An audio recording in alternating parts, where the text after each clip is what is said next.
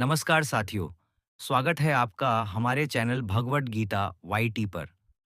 आज हम श्रीमद् भगवत गीता के पहले अध्याय के 36वें श्लोक को बहुत ही आसान भाषा में समझने जा रहे हैं।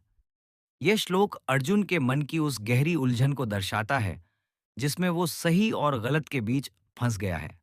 युद्ध के मैदान में खड़ा अर्जुन अब भी अपने आप से जूझ रहा है कि क्या ये युद्ध करना सही होगा? क्या अपने ही भाई बंधुओं को मारकर किसी भी तरह की जीत को स्वीकार करना उचित होगा? श्लोक है, निहत्य धार्त राष्ट्रान्न का प्रीति स्यात् जनार्दन पाप में वाश्रय एदस्मान हत्वैता नाट्ययन। इसका मतलब बहुत सीधा है। अर्जुन श्री कृष्ण से कह रहे हैं, हे जनार्दन, यदि हम धार्त राष्ट्रों को मार भी दें तो हमें उसमें क्या खुशी मिलेगी? इनको मारना तो हमारे लिए सिर्फ पाप ही लाएगा, क्योंकि ये भले ही आतताई अत्याचारी हों, लेकिन हैं तो हमारे अपने ही। इस पंक्ति में अर्जुन की गहरी आत्मचिंतन की भावना दिखती है। वो युद्ध के व्यावहारिक पक्ष को नहीं, बल्कि मानवीय और नैतिक पक्ष को देख रहा है। उसके लिए ये लड़ाई अब सिर्फ सिंहासन की या धर्म की रक्षा की नहीं रही। ये अब एक पारिवारिक युद्ध बन गई है, जहां उसे अपने खून के रिश्तों पर वार करना होगा। अर्जुन ये बात मान रहा है कि सामने खड़े लोग भले ही अन्यायी हों, लेकिन उन पर शस्त्र उठाने का विचार भी उसे पाप के समान लग रहा है। यहाँ पाप का अर्थ सिर्फ धार्मिक अर्थों में नहीं, बल्कि आत्मिक ग्लानि से है। वो मानसिक बोझ जो उसे जीवन भर चैन से जीने नहीं देगा। अर्जुन ये महसूस कर रहा है कि युद्ध में जीतना भी एक तरह की हार होगी, क्योंकि सामने जो लोग हैं, वो सिर्फ शत्रु नहीं हैं, वो उसके भाई हैं, उसके चाचा हैं, गुरु हैं, रिश्तेदार हैं। अगर उन्हें मार भी दिया, तो वो विजय किस काम की, जिसमें अपनों की लाशें बिछी हों? इस पंक्ति में अर्जुन के मन की सबसे गहरी व्यथा सामने आती है। एक योद्धा के लिए युद्ध में जीतना सबसे बड़ा लक्ष्य होता है, लेकिन अर्जुन अब ये कह रहा है कि अगर इस जीत की कीमत अपनों की जान है, तो वो जीत नहीं, एक शाप बन जाएगी। वो सोच रहा है, क्या मैं ऐसा राजा बनूंगा जो अपने भाई की लाश पर खड़ा है?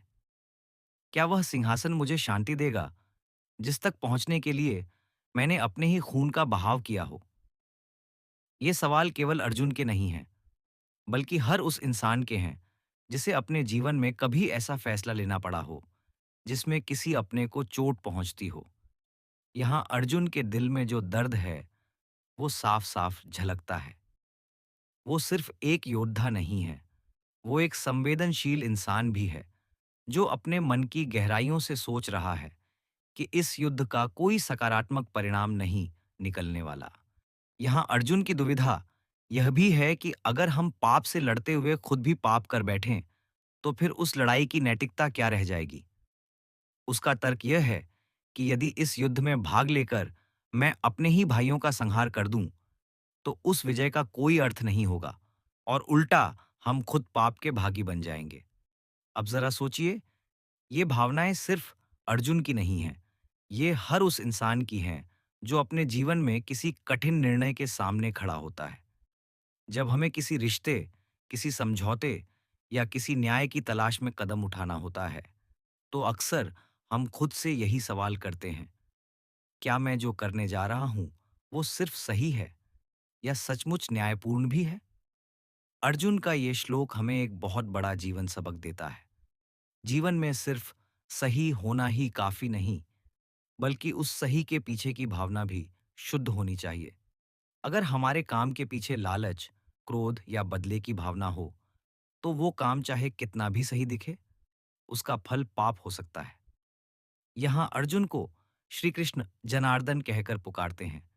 जनार्दन का अर्थ होता है जो लोगों की रक्षा करता है, उनका कल्याण चाहता है। अर्जुन जानता है कि श्री कृष्ण सिर्फ युद्ध के रथी नहीं हैं, वे उसके जीवन की दिशा तय करने वाले मार्गदर्शक भी हैं। इसलिए वो अपने दिल की सारी उलझनें उनसे बांट रहा है। इस श्लोक में एक और गहराई छिपी है। अर्जुन खुद को युद्ध से दूर करना चाहता है, पर उसकी यह सोच कहीं न कहीं कर्तव्य से भागने की कोशिश भी है। उसे युद्ध लड़ना है धर्म की रक्षा के लिए, लेकिन भावनाएं उसे रोक रही हैं। यही द्वंद्व है मनुष्य का। जहां भावनाएं और कर्तव्य आमने सामने खड़े होते हैं। भगवत गीता का सौंदर्य भी यही है। यहाँ कोई भी श्लोक केवल एक कालखंड के लिए नहीं है। हर श्लोक हमारे जीवन में किसी ना किसी मोड़ पर काम आता है। आज के समय में भी जब हम नैतिक दुविधाओं में फंस जाते हैं, तब अर्जुन जैसे ही हम भी अपने मन में सवाल करते हैं, क्या मैं जो कर रहा हूं वो सही है?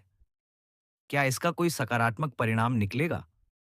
तो साथियों, आज के श्लोक से हमें ये सीखने को मिलता है कि अगर कोई कार्य बाहर से सही लगे, लेकिन अंदर से हमें बेचैन करे, हमारे मन को असहज करे, तो उस पर दोबारा सोचने की जरूरत होती है।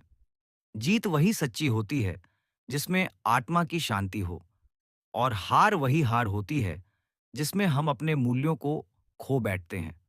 श्री कृष्ण आगे अर्जुन को समझाते हैं कि युद्ध केवल शरीरों की लड़ाई नहीं है, ये आत्मा के धर्म की रक्षा का माध्यम है। लेकिन इस श्लोक में अर्जुन का मन अब भी मोह और ममता से जुड़ा हुआ है, और यह मोह बहुत स्वाभाविक है।